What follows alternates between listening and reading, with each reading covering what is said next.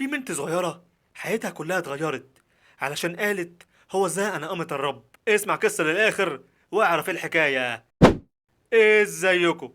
كان السيدة العذراء مريم هي بنت يواقيم وحنة، ناس أبرار كانوا مشتاقين للخلفة، وبعد سنين صلاة ربنا استجاب واداهم بنت نادروها للرب. من وهي صغيرة، وهي عندها 3 سنين، دخلوها الهيكل وعاشت هناك في حياة صلاة ونقاوة لحد ما كبرت شوية. ولما قربت تسيب الهيكل اتسلمت ليوسف النجار علشان يكون مسؤول عنها، مش زوج بمعنى الجواز لكن حارس وأمين. وفي يوم ظهر ليها الملاك جبرائيل وبشرها إن الروح القدس يحل عليها، وفعلا اتولد الطفل يسوع. والعذراء بكل اتضاع قالت كلمتها اللي غيرت التاريخ: هو ازاي أنا قامة الرب، ليكن لي كقولك.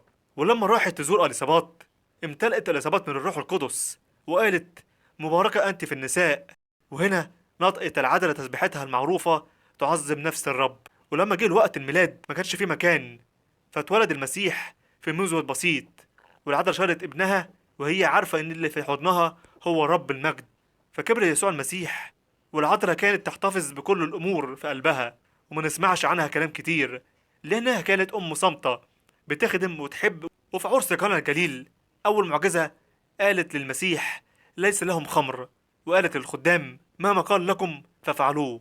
وفي مرة في أصعب مشهد في حياتها كان وهي واقفة تحت الصليب شايفة ابنها بيتألم، لكنها ما صرختش ولا اعترضت، وسمعت للمسيح وهو بيقول ليوحنا: هو ذا أمك. وبعد القيامة والصعود كانت العذراء موجودة مع التلاميذ بتصلي وتشجعهم لحد ما قرب وقت نياحتها. وفي التقليد الكنسي بيقول إن المسيح نفسه جه واستلم روحها الطاهرة واتنقلت للسماء. وفي نهاية القصة فالعذراء مريم ما سابتش كلام كتير، سابت مثال، فعاشت في صمت، بس صوتها لسه بيعلمنا الطاعة.